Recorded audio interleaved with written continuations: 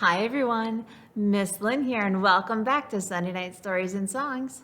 I'm in the rec room hanging out by the fire where it's warm and cozy, getting ready to read a couple of books and sing a couple of songs to get us ready for bedtime and get us ready for the week ahead.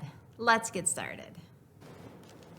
Here's Truman by Jean Reedy and illustrated by Lucy Ruth Cummins and read with permission from Simon & Schuster. And you'll see it has a medal here. It won the Charlotte Zolotl Honor Award that's given for the best words in a picture book. Truman.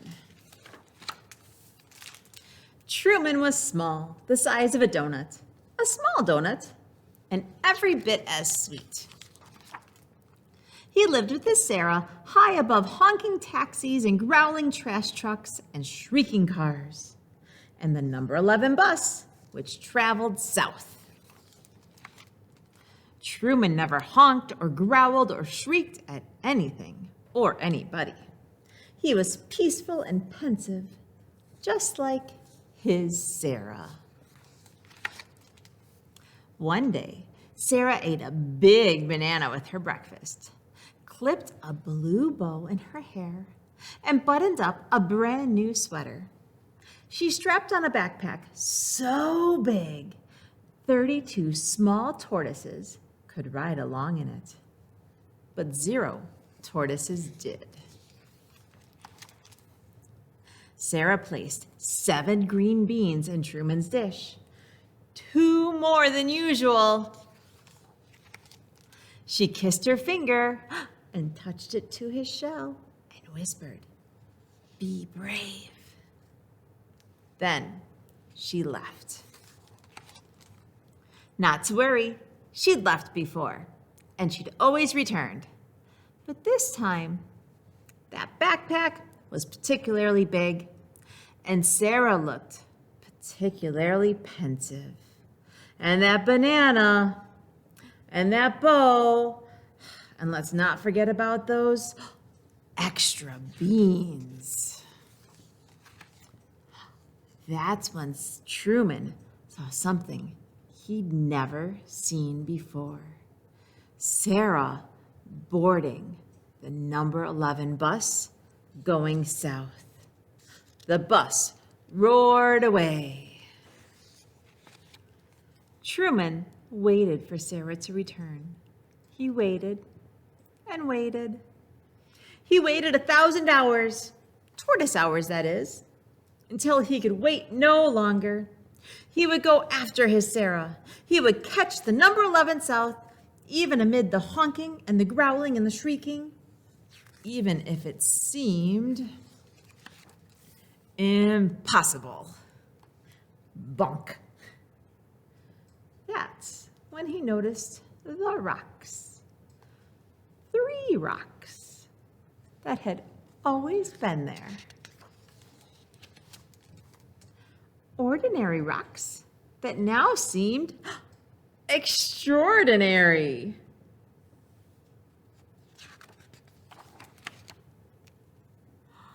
And the arm of the couch, and the pillow prop just right, and that tall, tall boot, and the rug, that glorious, endless rug. Without Sarah, their home seemed vast and uncharted and unsettling.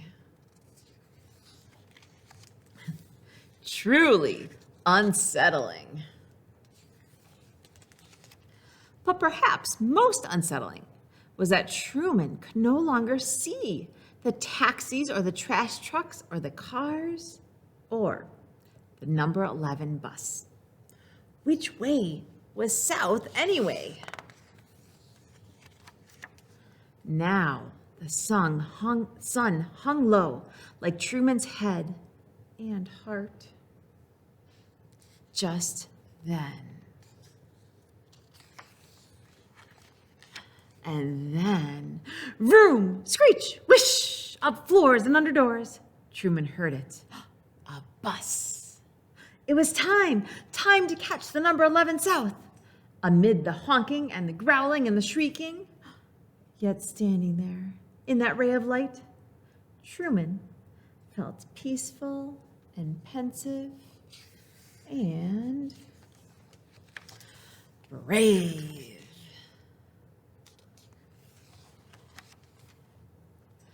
But just as he was about to slip under the door, through that opening barely the size of a small tortoise, Sarah! She spotted him, shining like the sun. "Truman!" she cried. She scooped him up and said things like, "Oh my goodness," and "You," and "How did you ever," and "Amazing." Sarah kissed her finger and touched it to his shell and tucked him back safely in his tank, where he was peaceful and pensive and proud. And later, just before bedtime, she read him a story. It says, Truman. Now Truman knew that one day soon he and his Sarah might travel south to see new sights and hear new sounds and think new thoughts together. And that's Truman. Here's Harriet Gets Carried Away by Jessie Seema. Read with permission from Simon & Schuster.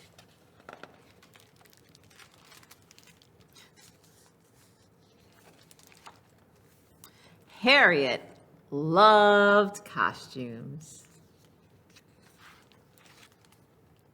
She didn't save them for Halloween, or only wear them to dress up birthday parties. Harriet wore costumes all the time. On the morning of her own dress-up birthday party, Harriet was a busy bee. "We still need to pick up some snacks from the grocery store," her dad said. "And lots of party hats," Harriet added. Her dad shared a look. "Okay," they said, "but don't get carried away." Harriet was sure she could manage that. She changed into her extra special errand-running costume, straightened her bow tie, waddled through the street, through the subway, and into the store. Her dads seemed to have the deli counter covered, so Harriet set out on a quest for the perfect party hats. But instead, she found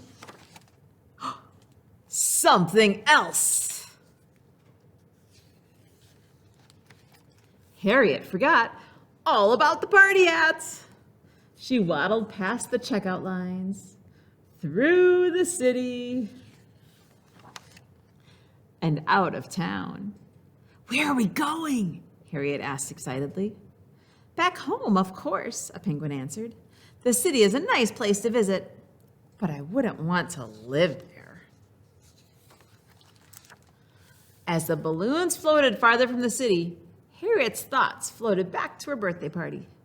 "Excuse me," said Harriet. "I don't think I belong here." "That's okay," the penguins replied. "Everyone feels like they don't fit in sometimes. Maybe you should lose the bow tie." But Harriet didn't care about fitting in. She cared about getting back to the store. So she straightened her bow tie and hatched a plan. And another. Things were not going smoothly. Harriet was almost out of ideas when one emerged from the sea. "Hey," said the orca, You're not a penguin." "How did you know?" cried Harriet. "Penguins don't wear bow ties," he replied. Harriet realized this orca might just be her ticket home. So she told him her tale of costumes and penguins and hot air balloons. She told him all about her family and her city and the party hats that she needed to find. And when her story was finished, she said, "I could really use a lift." "It just so happens I'm heading up north for a family reunion," replied the orca. "I could drop you off along the way in exchange for a fancy red bow tie." This seemed like a fair trade. As the orca swam, Harriet daydreamed. Once Harriet could make out the city in the distance, the orca came to a halt. "This is as far as I can go," he said. So Harriet called in a favor for some friends she knew from the park. "We'll take it from here," they said. There she goes.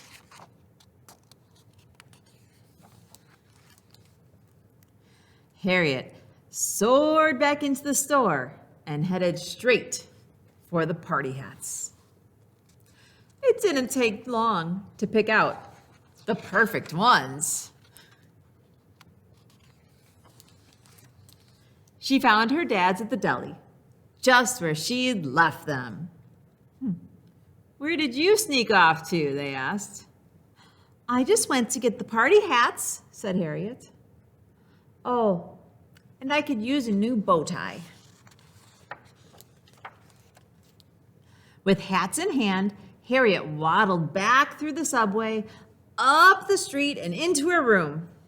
She put on her birthday party costume, straightened her party hat, and headed up to the roof. The party was a great success, and no one got carried away. Except maybe Olivia. I have to show you the last page. What's the penguin doing? Eating pizza. Harriet gets carried away. Do you ever get carried away? Sometimes it's fun to get carried away, but it's always good to come back. And now let's sing a song or two. Remember, why do we sing? Well, partly because I spent a lot of time at camp growing up. I was a camper and then I was a counselor. And we sing a lot at camp, and not as many kids are going to camp, so you're not learning as many camp songs anymore, so I like to get them out there and pass them on. But also, did you know singing is so good for you? So there's all sorts of amazing benefits to singing. So it's good for your brain, it's good for your body. So let's do more of it. So let's sing a song or two. This one's called Chocolate Chip Cookies. And I don't know if it's a Girl Scout song or sung other places, but it's definitely sung at Girl Scout camp. And it's a little bit silly, but it's still a quiet song.